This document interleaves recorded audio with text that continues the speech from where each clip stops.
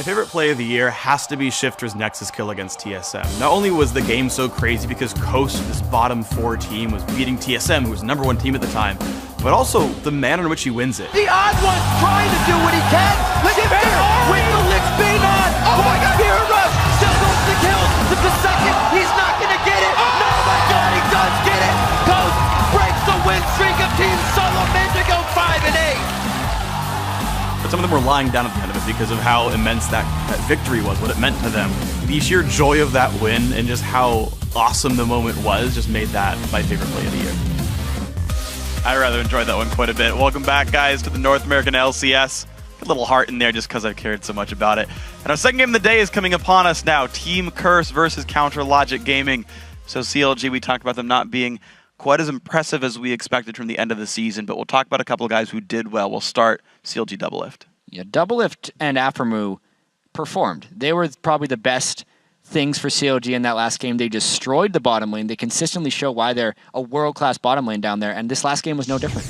Yeah, they were really on point. Aphromoo had a lot of good exhaust on Boy in the team fights, and they just kept catching people out with those binds, even like the first blood and just a lot of the team fights. Really good binds from Aphromoo, and they just ran the bot lane over. I think if they can do that again and get the picks they want, like Lucian, maybe see it again. Yeah, it's a strange thing, even though I don't feel like Lucian is too distinguishable from other AD carries, aside from being safe and just having a lot of freedom to do what he does. Doublelift might be a little bit reliant on that pick right now. It's really the thing he's been performing on recently. I mean, he does have his Vayne, but that didn't work out too well for him. Getting banned. Yeah. It was also banned too, so I mean, I would like to see Doublelift on Vayne. I kind of hope they don't ban it, just I like Doublelift's Vayne. It's going to be fun to watch. Okay, let's talk about then on the other side of this one, Team Curse. They did look generally pretty good. Got a little over-aggressive, to be fair. You guys talked about that a bit. But let's talk about some guys who did perform well. Quas in the top lane. Started the game like 8-0 and 7 or something ludicrous to start that one out. And unfortunately, didn't quite have the backup to make it all happen, but had a good start at least. Just the whole game from the start to finish just looked like Quas was trying to take on the whole team by himself. I mean, and he was actually doing it in some of the team fights. He got a really big lead, and he built that full damage build with the Hydra and the Black Cleaver, which is not your normal Renekton build, but it's pretty good. You get like CDR health and just so much damage. But I think he'll definitely do that again. Quas is looking really good this weekend. Yeah, we were kind of joking that every Curse team composition works best if you can Lulu ult Quas. And that's kind of all you need, is just a monster Quas inside the enemy team. It's actually been working for him when they get it off. Hey, if it ain't broke, don't fix it. Yeah. Well, speaking of the Lulu ults, though, Bunny Fufu is the other guy we're going to talk about here. I know you talked about in the laning phase a little bit. He didn't have that great of a performance, and I guess he'll probably never get threshed this tournament. Yeah, I don't think he's going to get threshed, but I mean, Leona's, I think she was up that game, wasn't she? Or was she banned? I think so. I can check real quick. I think she was up. I'm like 99% sure she was up, but I like Bunny on aggressive. Yeah, she was supports. available. He's a playmaking player, and you need him on those champions. Like I don't even like to see him on Karma or anything like that. I like to see him on stuff that's going to get up in there and going to start some fights and kill some people. Yeah, he needs to be going in with Dominate, so Voyboy doesn't have to necessarily go in and expose himself. I think they need more flexibility or just straight up damage from that mid lane pick and let Bunny actually make a lot of the plays. Yep, I just agree with you completely. Awesome. All right, we'll see those teams make those adaptations, and we'll see which team wins game 2. We're going to send it across the studio to Quickshot and Kobe for the call. Thank you very much, Freak. We're about to jump into picks and bans here in Game 2. Previously, Mundo, Thresh, and Jax banned from CLG towards Curse. I Renekton worked out fine. He did. I mentioned this yesterday. He doesn't need Mundo. We've seen red side bans being forced to take that Soraka away, but we've also seen the Jax being left open in a bid to try and get their hands on it. And it sort of worked yesterday. Do you think it's even a possibility for CLG, or they're just not running the risk of Quas getting his hands on Jax? Yeah, that would definitely be dangerous for them, but I think it is a possibility. You have to give and take. As Hai always says, it's about trading back and forth which strong champions you want to play against. And Curse have said that they are comfortable playing against Jax. They know how to play against it. Maybe CLG are as well.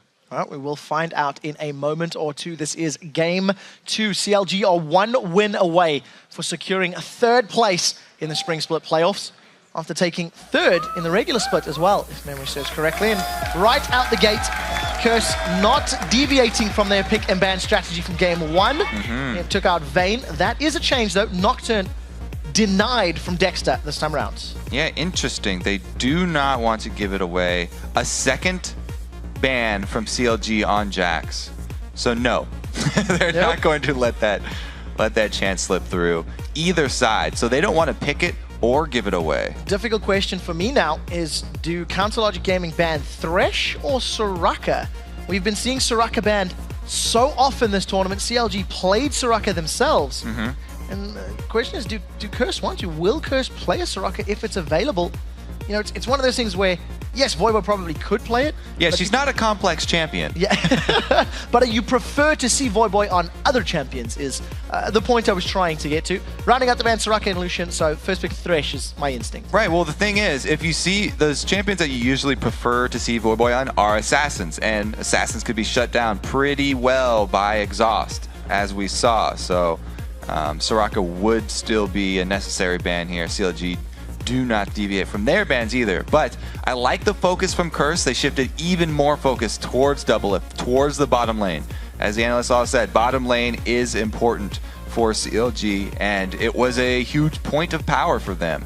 So now they're going to see what else has Doublelift been practicing, because there's the famous picture of his full match history, all Lucian games.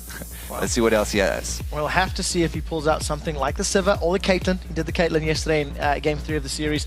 The first pick, Kha'Zix. Now, Curse actually banned Kha'Zix in the previous matchup and locked it in now themselves, once again, denying that from Dexter. We may see Dexter going back to the Elise once more, locking in the Lulu. So we can, again, this is another time you see Lulu, and I was about to say could be support, but with Thresh being locked in, we're 100% sure that that's support Thresh and mid lane Lulu. Yeah, so the flex pick they already gave up the game. It is going to be a solo lane Lulu. I do like getting Thresh very early. It's a ridiculous support right now. So even though Curse are focusing on the bottom lane, CLG have locked in a very, very strong champion for that bottom lane. No matter what AD carry Doublelift goes with, they will have the ability to make plays and saves.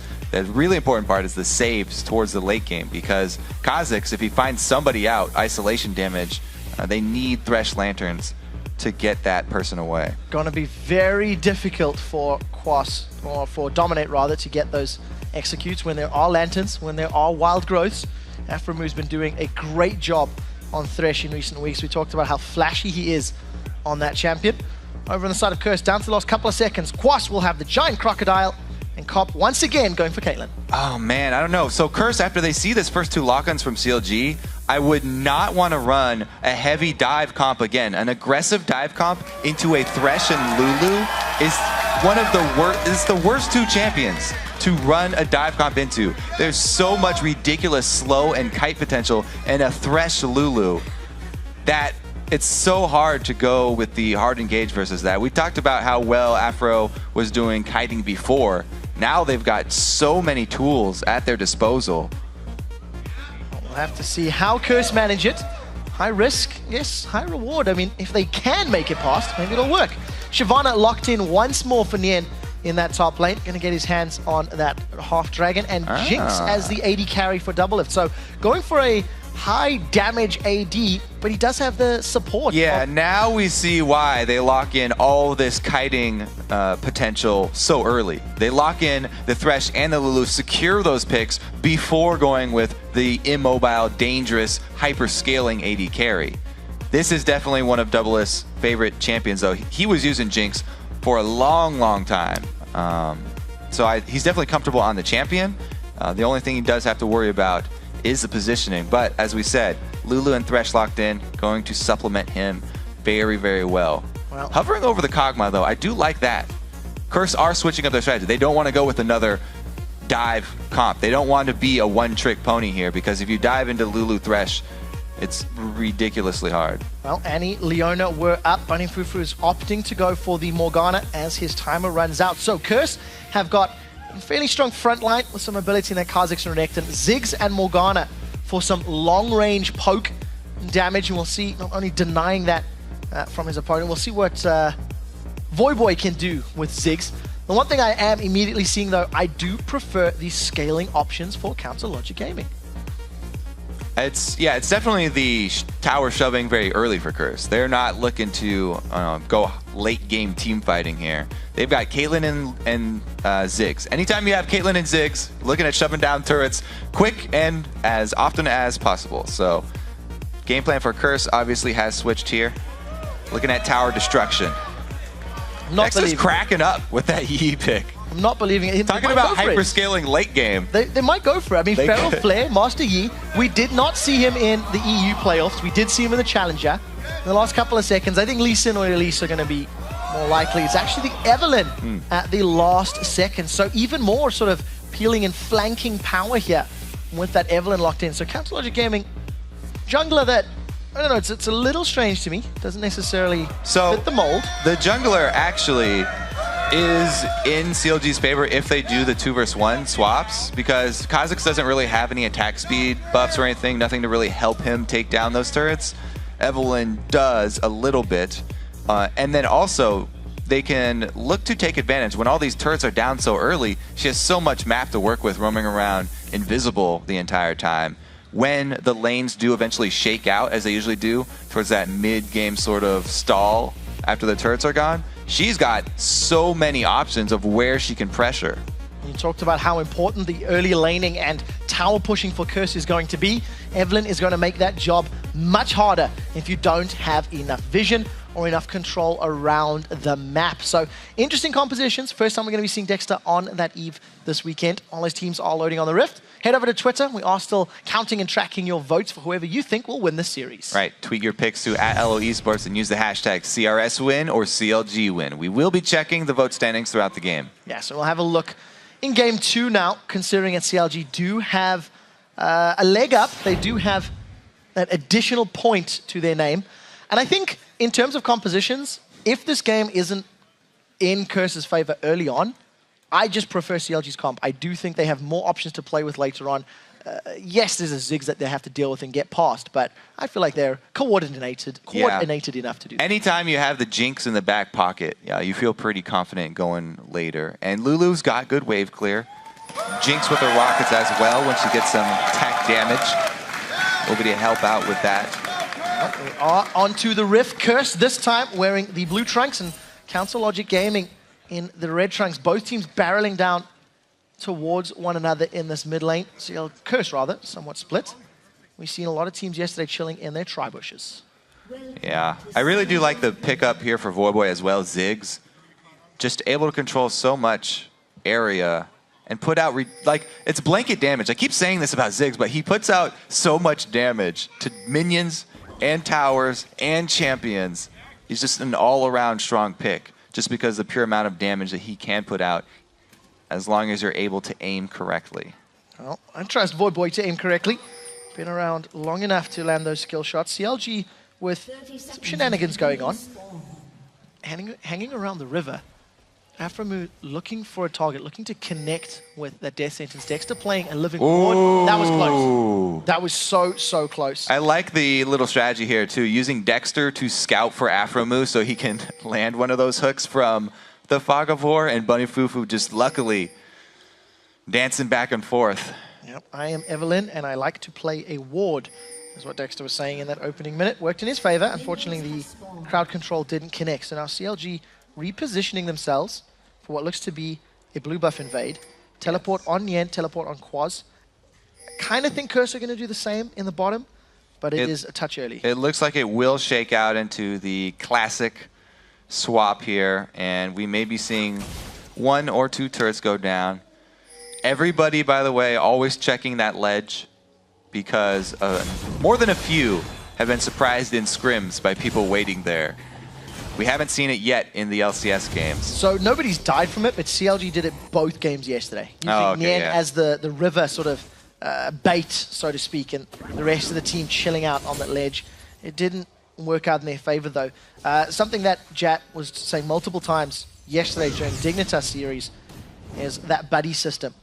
Curse have actually got more votes now since the Twitter vote has been happening. It was a higher percentage earlier on.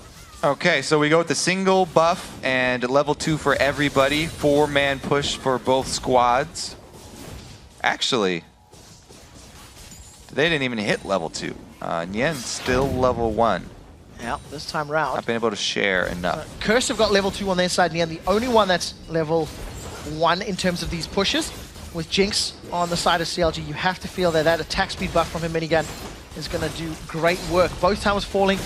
within a couple seconds of one another. Yeah, that's actually pretty big that Nien does not have level 2 to get the extra damage for the turret. And they are on the turret that also has champion reduction. They're able to catch up though.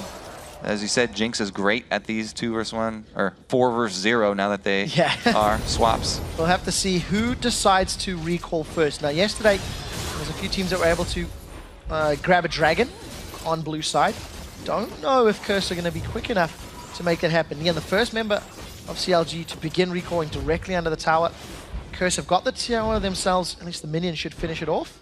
Whoa, are they going to go with the early dragon? We've seen this be so risky. It rarely works out for the team that does get the dragon, but look, Dexter is actually cheating and getting wolf experience because they don't expect anyone to do this anymore. You take so much damage that you lose control of the map. CLG, if they kept shoving, if they knew Curse were going to do this, if they had any sort of inkling that they would, they could pressure an inhibitor turret just for this dragon, and it wouldn't be worth it. But CLG taking a gambit, or Curse taking a gambit here, and they get away with the dragon pick. Haven't had to give anything up.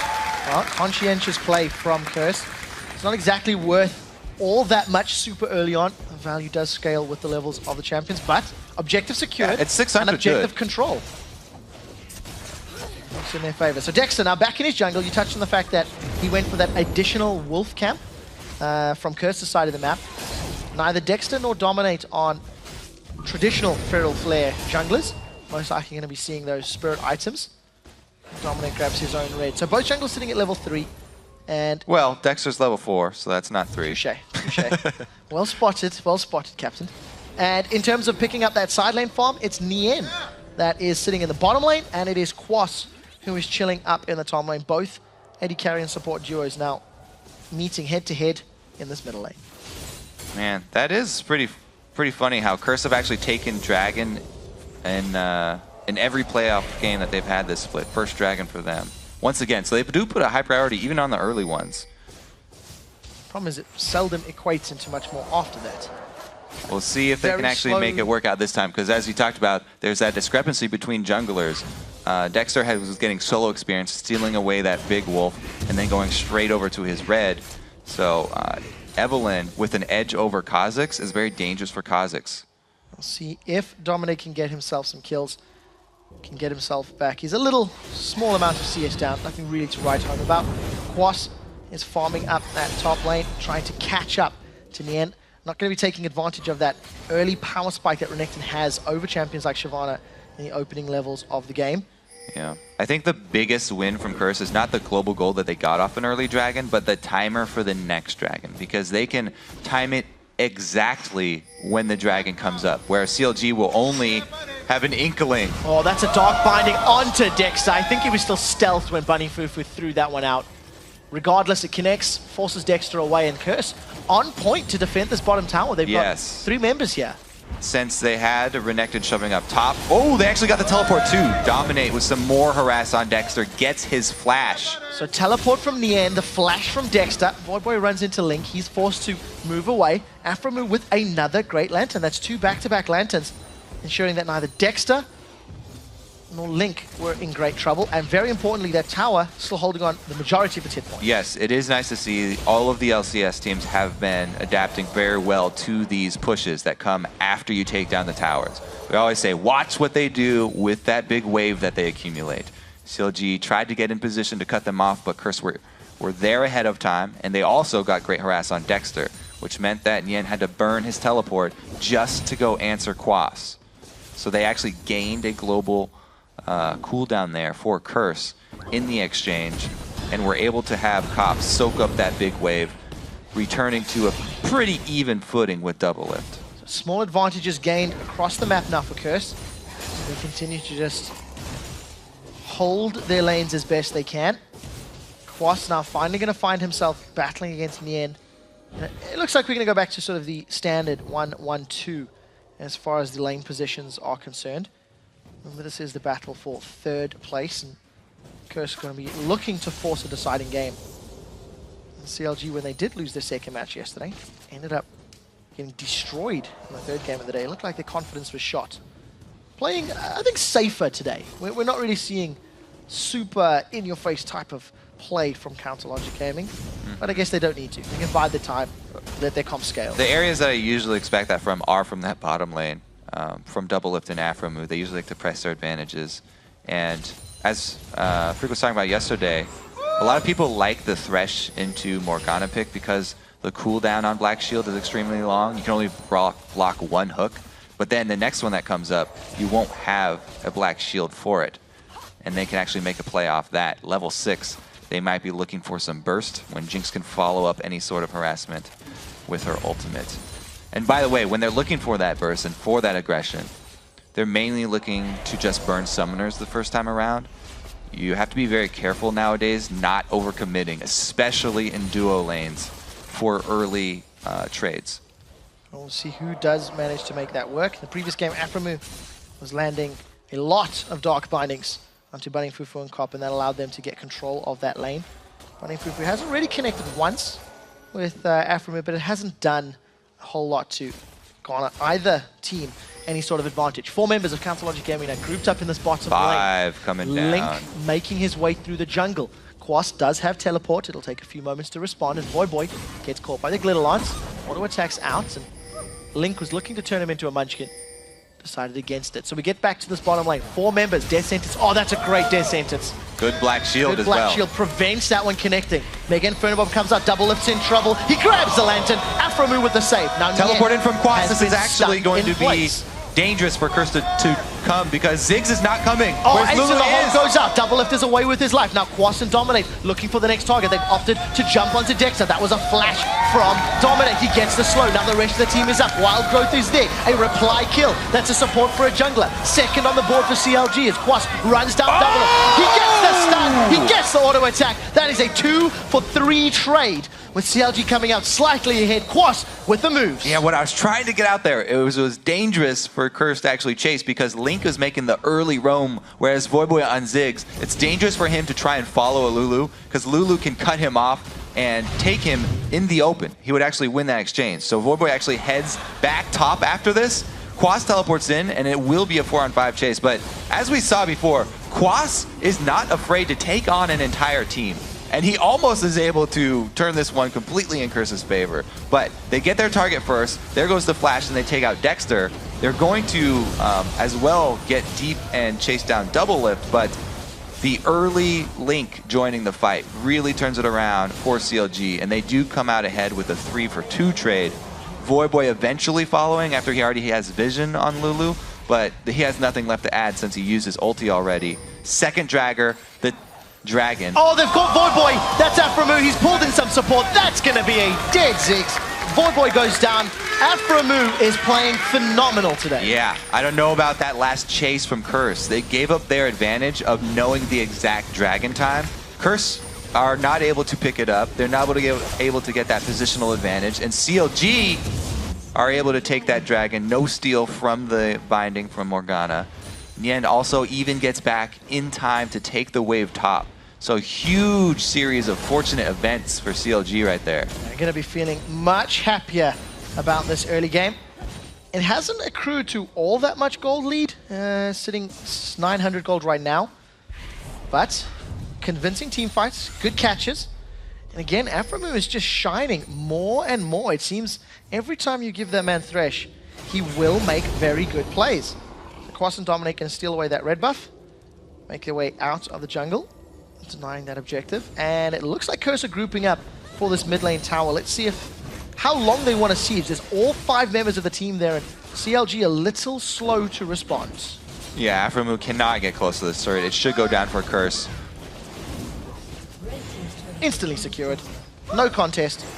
Nobody Good was job there quickly swinging enough. over. So well played by Curse, I guess. Yeah. Reading the situation and reading CLG were not there. So that's what they should be doing with this team comp. I mean, that should be their default plan, is the Caitlyn and Ziggs, getting those outer turrets down early. Hey, it's 4.5. Trying to siege back up. Ziggs lost 25 range in his attack. Oh my God. Can't get to towers. It still bro. does extra damage to the towers if you can hit them. Regardless, Curse have got a top outer turret remaining as a target against CLG. CLG have removed all but the bottom outer The turret. smite is up for Dominate, so this is a pure smite fight. Looks like he got it. Dominite manages to smite that one away.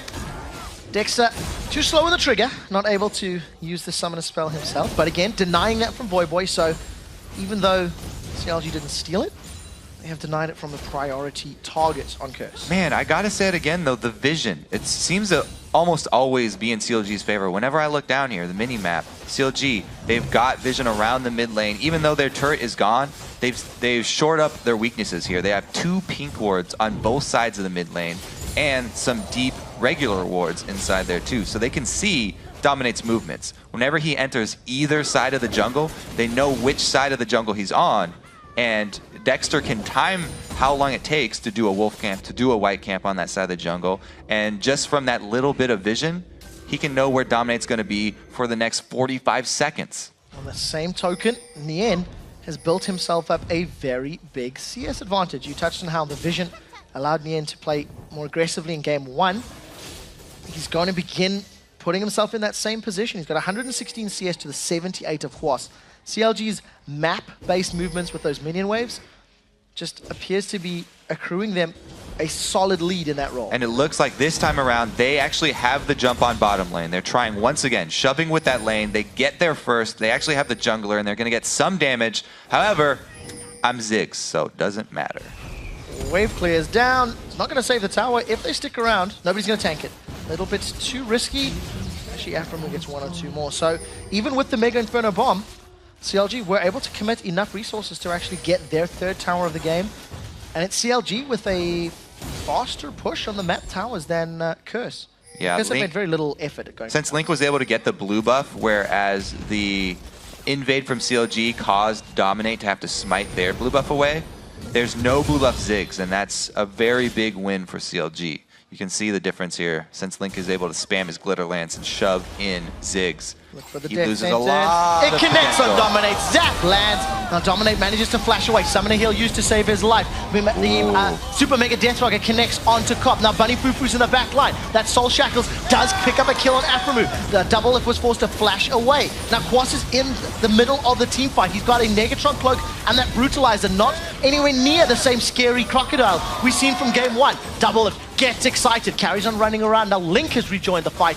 CLG just playing this one somewhat more effectively, even with Curse responding. Yeah, that catch actually, they're able to trade top laner for support and have control of the jungle. Oh, Bunny was in so much trouble, does manage to get away. Luckily, no secondary help picks, secondary glitter lance coming out from Link, and that means Bunny Fufu backs away. All right, let's see how much damage they can get on this turret. Ziggs is still here. He doesn't have a blue buff, but he's still got a little bit of mana. Has gone with the Athene, so he won't be hurting too bad.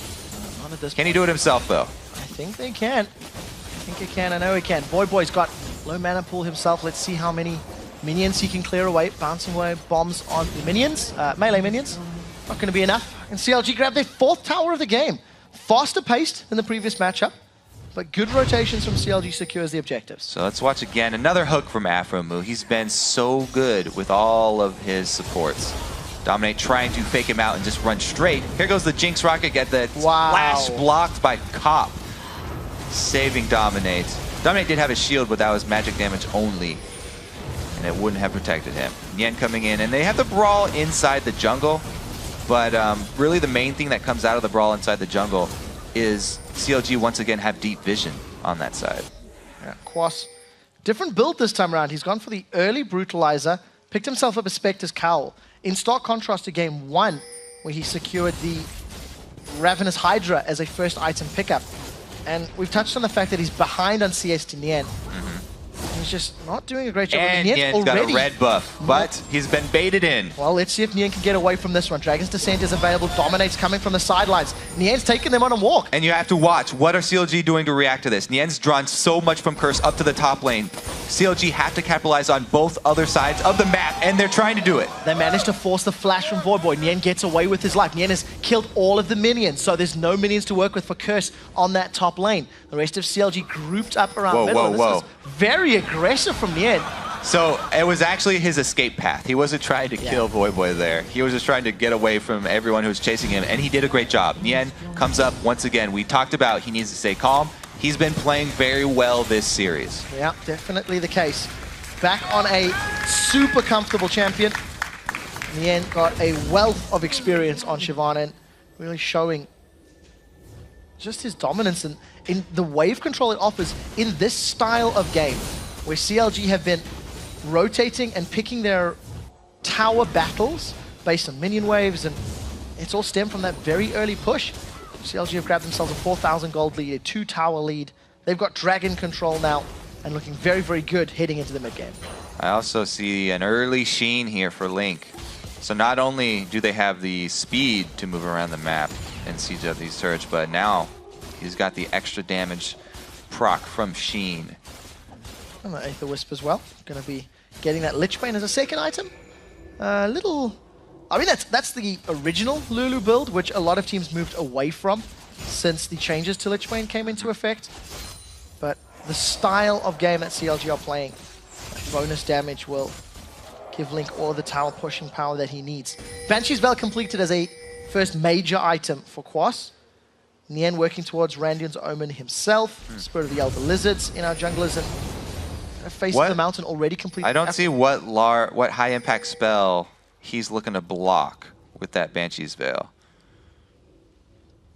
Interesting choice there. Maybe it's just going to be one of those glitter lancers. Hope it comes up in the middle of a fight. Work in your favor. Never know. We'll see how it works out for Quas. Because Shyvana, we always talk about her being a high magic damage champion. Yeah, it's just slow burn though. We'll see if that MR from Quas works out. Curse grouped up. There's 3 members in the middle lane near the inner turret. The rest of CLG are coming from behind. It's Link actually heading straight to the inhibitor. Nien has decided this is his primary path. Yeah, and they get the jump on this bottom turret. Sheen Lulu doing some work. Yeah, that's about half of the tower already dropped. Doublelift using the range on that the rocket launcher to his advantage. Very good poke as minions pushing the top and towards the middle, and CLG completely ignoring Curse of Champions. CLG are completely ignoring who Curse are and what they want to do, and just going straight for towers. Ooh, Dominate goes in. He's trying to force something. Flay doesn't connect. There comes the Mega Inferno Bomb. A lot of damage from Curse down. Aframu's held onto the box. Death Sentence is now available. Who will it catch? It's not often that Aframu doesn't connect with that ability.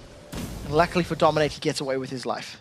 Yeah, I mean, after that first fight and CLG getting ahead, it's very hard for Curse to make an aggressive move, because since CLG are controlling the vision around Curse's jungle so well, Curse cannot get too far away from their turrets. They always have to be wary of the Evelyn's position.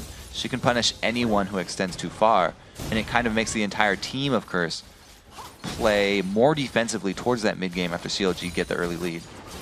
Well, Doublelift now using a lot of damage onto that inner turret. Will be securing the 6th tower of the game. Aframu's moving forward. Teleport for the death from sentence. The Black Shield was up, and it doesn't stop Aframu. He flies in. Wild Growth knocks up Curse. There goes the Death Rocket into the background. Doesn't kill anyone. Quas is in the middle of 4. He sets his sights on Aframu. He gets hooked. The rest of CLG turn on him. That's a dead crocodile. They've turned him into a pair of boots. Void Boy's the next target. Rocket launcher's down. It's Dexter that gets a kill credit, and CLG turn for Baron. All right, so CLG, they actually, Quas teleports further away from the fight than he actually was standing, but he got positioning on the back line. He was trying to get back there to Doublelift. However, at that point, everyone is too weak. So watch where Quas is, and he's teleporting back up the mid lane. It's going to take him a long time to join the fight. Oh, there's another fight breaking out, though. Right now, forced to flash. He's in trouble. He's been hooked. Afro, please. Aframu disrespecting the law, dropping Cop where he stands. Aframu is definitely a highlight for CLG. Let's see Dominate actually walking into him again. Bunny Fufu. That could be very dangerous for Dominate. Well, Bunny Fufu is even more dangerous. At least it's an execute. Now Dominate's trying to jump onto Link. Aframu's got a small amount of mana. Can he save Link? That is the question. The lantern goes out. The shield is up. It buys the time. Doublelift is in the background. Mega Inferno Bomb comes down. That's a flash away. He was already Link out. Gets out. Link was alive. I think he was already across the finish line there, getting out of the Ziggs bomb, but it was so close, he flashes anyway. A flash photo finish ensures Link doesn't go down, and Counter Logic Gaming running circles around Curse. They've built up a great gold lead. They've got incredible map control. Yeah, it's getting out of hand now. It's out of hand. It's okay. It's out of your hands. It's on the floor. It's rolling away. Well, Curse, to be fair, do have Ziggs. So as far as defending towers, the theory is he can do well. It hasn't shown through just yet. Thing is, he can stall very well with Ziggs, so we may see Curse hold out inside their base in the Alamo for a fairly long time after this. But Bunny getting caught out, trying to get vision of Baron. Well, Bunny Fufu throws down the Dexter, though, 5 members collapsing on him. Dexter is all alone, should be going down. Quas lands the slice and dice. Manages to give the kill credit to Dominate. Now Dominate turns to Doublelift. Another death sentence. Aframu puts the box down. It's actually a deletion from Doublelift as he gets excited. Got the red buff on. He's now kiting. Zap slows Quas. Red buff continues ticking. Nian jumps into the back line. He's got 3 members of Curse keeping him busy. Doublelift is excited. He's running down the mid lane. Link is now picked up a kill onto Cop. Look for the Glitterlance. That catches on Void Boy. Link's going for the dive. Gets the help pick. The shield is up. That's a kill back for Void Boy. He manages to get away with his life. 2 kills for 3, and CLG looking on the tower. Yeah, Link goes too deep there, but Afromu has had Quas on a leash this entire game. And again, he's able to allow Doublelift to kite the Renekton, stay alive in the back line, lifesteal, and having Jinx up means they get the inhibitor. Doublelift gets away thanks to another great Lantern. Dominator's trying to push forward. That's a Lantern. The Death Sentence connecting. We do see Doublelift with another kill. That's a Phantom Dancer and Bloodthirster. A 6-1-4 Doublelift. Dominate simply doesn't have the damage to melt him quickly enough. And we talked about this. Okay, so here is who's getting caught right here. Dexter thinks he's catching Bunny Fufu, but actually Bunny Fufu's team is closer. So Curse do a good job. They collapse. Now they have their advantage though. They've tasted blood and they get a little thirsty. 1 hook from Afro into a box from Afro into the ult from Jinx, point blank.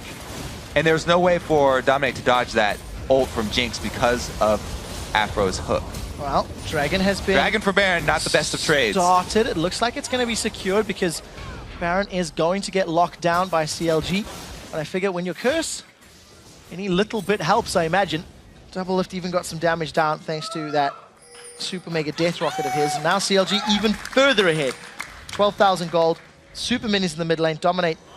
Is he going to get hooked? That's the question. Can Doublelift, can Aframu They saw connect? him walk by. They've got so many wards here. They still know where he is. Oh, this is going to be scary. Aframu is moving himself forward. The audio's bugged. That's why there's no actually Morgana ult. No, there is no Morgana. Don't worry. Yep. It's a nightmare, guys. It is a nightmare indeed. It's I will dominate nightmare. Red buff is on. He's trying to stealth away. That was a great play. Can he land the hook too? No. Let him Not go. cool. Not cool. Everyone judge Aframu harshly for missing that hook. Link's cracked. Doublelift is cracking up that Aframu just missed another hook. Ha ha ha. I know. He's going to be very, very gutted. 0-1-12. 90-odd% kill participation. Aframu saved so many of his teammates and helped secure so many kills for CLG. They are in absolute control. And it's what we talked about in Champ Select. The first 2 lock-ins, the Lulu and the Thresh. You have to secure those before you go with something like Jinx. And this is why CLG have showed they are amazing at protecting the Jinx. This is a classic CLG style. Protect Doublelift, allow him to kite. And they have plenty of damage to follow it up now. That's true. Going as far back as CLG's roots will extend. Link now, 1 more auto attack on that tower should secure it. He's actually bailed for now. He was pushing quite aggressively. Quas behind members of CLG. He can't really pick this fight. Got a Giant's Belt along with that magic resist. That's not really going to help. Link goes for his turret. That should be an easy finish. So for the record, Doublelift is sitting on 3,000 gold right now. Has not backed in an extended period of time. Rest of CLG onto their second inhibitor. Aframu looking to wind up, looking for another kill. Does catch Bunny Fufu, not going to follow through with the hook. And another inhibitor falls. Now in the background, Dominate has jumped onto Aframu. He immediately needs to get himself out of the fight. Aframu's dropped low. Is he going to throw the box down? That's the question. That's a big heal. Plus the wild growth coming out of Link. Death Sentence catches on Quash. That's Alicia you were talking about. Quash will be the next victim. He gets dropped by the Super Mega Death Rocket. They turn their attention over to Bunny Fufu. That Doublelift continues melting through his HP. That's a triple kill. He gets excited. The rest of CLG are going onto the Nexus turrets. Unless someone gets pulled out by the Death Sentence. Void Boy gets tugged backwards. Kill credit is secured. That is a quadra kill. They're going for the penta. Is it the penta kill? I found the dive. Penta kill. Worth it for sure. Doublelift finally gets a penta. His name in lights. I did not believe that was going to happen. And Doublelift goes 12-1-4. 2-0. Penta-kill secured. He also gets to kill the Nexus himself. CLG rewarding double lift. He must have been a good boy last week. I did not think that that was going to happen. As an aside, 3 for 3 in pentakills. I've been fortunate enough to be in all 3 games. Quick shot breeds pentakills. I sincerely hope so. Double lift. You know what? That was a flashy finish. It was a good finish. If ever there was a way to stamp home that this was your series and this was your game, it's a fountain dive penta. And truthfully, CLG in complete control in game 2. It was very, very strong game from them. Complete vision control the entire series even, not even just that game from CLG. And they were just much quicker around the map this time around. Oh, I completely agree with you there. Man, you got to give props in the end. His Shyvana game, game 2 especially, was exquisite. He finished 2-1-11. He had 70 CS more than Quas. And that was the first time that I've watched Nian this weekend where I felt that his teleports were great. There's been a few teleports yesterday and today, yesterday and day before, where you sort of went, was that really necessary? Was that absolute optimal usage? And this time round, yes, it was. It got him a very strong lead, and he was bullying Renekton at level 8, which is something you don't often see. There is a little bit less pressure on him this match, but there was more criticism that he has to deal with. Yeah. So that's got to weigh on you too while you're playing, and he brushed it off, and he came out pretty strong on his comfort champion, one of them, the Shyvana. So 3rd and 4th position are now locked in. Counter Logic Gaming will be taking home that 3rd seed, 3rd position in the playoffs, whereas Curse will, of course, have locked in that 4th spot. Both teams will be back in the summer split. Got themselves some time to breathe, to relax. Curse, 4th, what? Got some time to adapt to the upcoming patches, and that is, of course, the spring playoffs. Locking in all but one series. One final series remaining.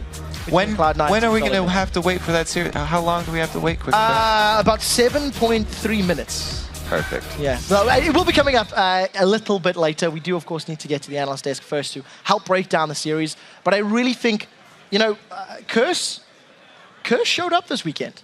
I did feel that while there is still flaws in their game, they did put up strong showings. They did have moments that were pretty good. I mean, they pushed Cloud9 yesterday pretty hard as well. They did. They did a lot of heavy dive compositions, and it didn't really work out in the games. They got very close several times, and at many points in the game, they actually get their initiation, and you can see how good of a team it can be, but they never are able to finish the game. We'll see if they can figure that out as they get to the summer split. Right now, we're going to send this over to Freak for an insider's perspective on CLG's 2-0 day on the Rift. Thank you very much, Quick Shot. What's up, guys? Joined by Double Lift and Nian of Counter Logic Gaming. So first things first, the fountain dive for the pentakill. Was that your idea? No, I was actually the only person on the team who didn't want to do it because I was scared we were going to throw the game. And I was just like, I already got a bunch of pentas before. Why do we need to do this? Right here, we're just talking like, oh, the team fight comes out, and I'm scared that I'm going to die right here, so I have to flash over the wall. And so I flash, and I'm like, oh, Dominate's like right in front of me. This is perfect. I can reset, because that's what Jinx is for in team fights. You just get the reset. And then right here, Afro's like, yo, click my Lantern. And I'm like, what? You're 2 feet away. And then he flashes forward. And I was like, oh, that was sick. So go for Bunny. That's like a free kill. I got a triple kill, and then right here, everyone's screaming, Penta, Penta, Penta. And I was like, what are you talking about? They're in their fountain. And then everyone on my team was telling me, let's do it. And I said, no, I don't want to do it. I started hitting the turret because I was so scared. And I just ran straight for it. Yeah, and then when I get the quad right here, everyone's just like, do it, do it, do it. And I actually, we almost didn't end the game right there because Renekton was like 1 inch away from stunning me and potentially like stopping me from killing their Nexus, but they didn't do it. Yeah, I don't really seek the glory anymore, but my team wants me to get the Penta, so I love them. It's very selfless of them. I think even if you lost that game, you could just say worth it, and we would give you the 2-0 anyway. Yeah. I think that's how we'd take care of this one. So, Nian, I actually want to talk to you a little bit because there's been a big fan outcry very recently. You've been getting some criticism early in the playoffs, and then everyone's like, guys, Nian's awesome. How's it feel kind of coming into that match with a big backing there for you? It feels good. In recent times, I've been on the hate train pretty hard, so it's really nice seeing people support me and seeing that people still do support me, and I really appreciate that. But ultimately, it's my fault for not performing as well as my team, so I just need to perform better in the future, and I won't get as much hate. So, anything to say to the fans who are kind of there for you? But just like I said before, just thank you guys very much for supporting me. I really do appreciate it, and I hope you guys still support me in the future. Okay, so let's actually talk about then how this game went down. Nice, you got an extra bit of applause there from the audience. Always wonderful. Okay, so let's talk about this game as it went down. It seems like sort of the postseason for CLG started out high, dipped down, then came back really strong at the end, especially in this series. Were you sort of regaining confidence when you were fighting against Curse? Because Game 2 seemed so just devastating the whole time. Yeah, the first game, we made a lot of mistakes. Generally, like, it's a bad idea to fight against Assassins, and especially to fight against Renekton at Drag. And when they have double Assassin Renekton, it's just like a big no-no. You just like don't fight at Drag. We just got into the position where like Morg hit a really good bind on, I think it was Akali, and we were like, let's go. And when you lose a team fight like that, it really sets you far behind, and you don't want to take any more risks. It's really hard to find that line where like, oh, now we can fight them 5v5, because we were coming back from that like 1-in-4 fight, I think it was, and we were just like, okay, we just have to wait till probably 30 or 35 minutes, and it's really easy for us to win 5v5 against Assassins when it comes late game, because I'm playing Lucian, really safe AD, really good scaling, and I smashed Cop in lane, so he's never going to get to scale into like 6-item Caitlyn. It was just a sloppy game by us, but then the second game, we're just like, okay, we know what we did wrong the first game. We didn't listen to our plan, and our plan was don't fight them at Dragon. And this game, actually, I think our plan was the same. They still had Renekton, so it's like, don't fight them at Dragon, but they just fed us a bunch of kills, so we just snowballed. Well, speaking of getting fed a couple of kills, I want to bring up another replay, actually. It's a mid-game team fight there in the mid lane. Afromu gets like an awesome initiation. We get that one up there. Neon, if you want to walk us through this sort of a battle. Actually, this might be the one where Dexter got caught, sorry. Oh yeah, this is actually a clip of Dexter getting caught. Yeah, Dexter is just calling for help right now, so we start to rotate down to help him. We realize Link's bottom, so we don't really want to fight too much, but we know that we can if they're at misposition. And we get the free kill on Kha'Zix here, and me and Link are... well, Link hasn't started rotating yet, but I'm about to be here, and Link's going to rotate soon. So we know that we can just go on them really, really soon. And I'm about to flash over and ulti on 3 of them. I force 2 of the flashes, get on the Caitlyn, and the backline's doing absolutely nothing right now. Renekton's about to die. So we just clean up the fight from here after the backline's useless. Yep, when your tank flashes forward and your backline flashes back, it's either going to be a team wipe for sure from either side. Okay. That's guaranteed. Because like, especially against reset champions and really fast champion cleanup champs like Lulu, if Renekton doesn't kill us both, then I get the reset and then their whole team dies. And so that's like basically a snap judgment call to say, are we the stronger team right now? And basically, all right, well, one of us is going to win the fight for sure at this point. Yeah. And Dexter was right then blaming Afro because he's like, where's my lantern or something like that. It was pretty funny. It came down, he got stunned too much. It was there, he just didn't click it. It's his own fault. Okay, so I want to talk to them about what happened in your tournament here, because you guys had, a great showing against Coast overall, 2-0. That went really nicely. TSM, Game 1 started so well for you guys. Game 2 started well and then dipped. Like, what happened to you guys that had you falter? You can go first. Wait, sorry. What was the question? Yeah, sorry. I was distracted by something. Yeah, there was a chant for one of the teams or something. It was, I don't know why, but so your match against TSM, right? Game 1, completely awesome by you guys. Crushing victory. You guys did wonderful. Game 2 started well and then dipped, and it seems like you didn't recover in Game 3 either. And then the Curse game kind of started slow as well. What happened that made you guys kind of dip down for a while? After the first game, we were all feeling really confident. We knew that we could win the series. And then after the second one, we had the game pretty much, as long as we didn't throw, but then we ended up throwing. That really crushed everyone's morale, I think, and going into the Game 3. And for me, myself, personally, I spent like 40 games in solo queue practicing Jax, like 15 games in scrims in the past week. So I was like ready to carry, and my team trusted me to carry with the first pick Jax, but I let myself down, let my team down, wasn't able to carry. And so I was personally feeling kind of bad. And then also there was like a ward jump that failed. I'm not sure if that's an intended mechanic or a game mechanic, but that kind of also sucked, and I was pretty salty about that. So the combination of those things. It's fair. Going to Game 3. So then how'd you come back after the Game 3, the loss then, coming into third place match? You guys 2-0'd it. How'd you recover and get ready for this game?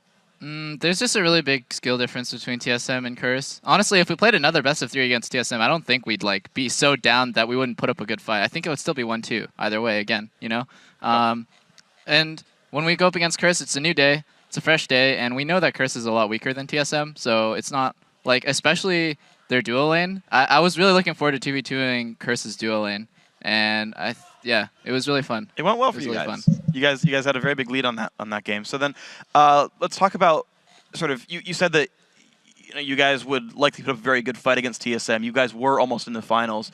Looking back in the season, does this go kind of as you expected? Obviously, you would hope for a top 2 finish, but tell me your thoughts about the season so far then for you guys. I'd say we've met expectations for me. I thought that we definitely make top. Well, we didn't really meet expectations. I thought that we could place first, but we got top 3, which is really, really good for CLG and for us, of course, because we are CLG.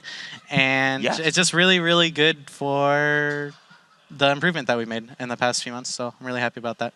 Yep. I think it was really optimistic for us to go from like what I think we were 5th place last season to like top 2 this season. We did have like a horrible start to the season, which I think really affected us. Like we didn't get to practice with our main roster for 2 weeks or 3 weeks. And yeah, I'm pretty happy with how things went. Obviously, like disappointment comes because like you think you get all hyped up. You're like, wow, we can win this. We're 1 game away from making it to grand finals, right? And then like all CLG fans and everyone on the team is just we're crushed.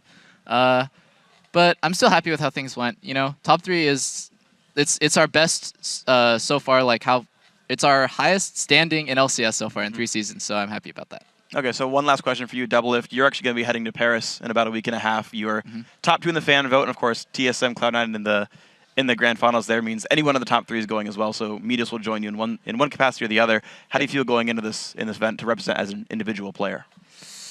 Well, I would just want to showcase like NA and NA's skill and my skill too. So I hope that the like games will be like I'll be able to just like play normal. You know what I mean? Like I don't really want to play too much like ARAM or random stuff. I just want to play like a somewhat normal game. I know it's not going to be like exactly 5v5 Summoner's Rift. I know it's like a Hexakill or something, but I'm looking forward to making NA look good. That's like my ultimate goal. When I go to Paris, I'm just like I hope that the rest of the world doesn't think NA is such a joke, because we really aren't. And I think C9's if C9 goes, I think they have a really great shot at performing against other like top worldwide teams. And NA, me and Metis are definitely world class. What if TSM goes? They won't represent?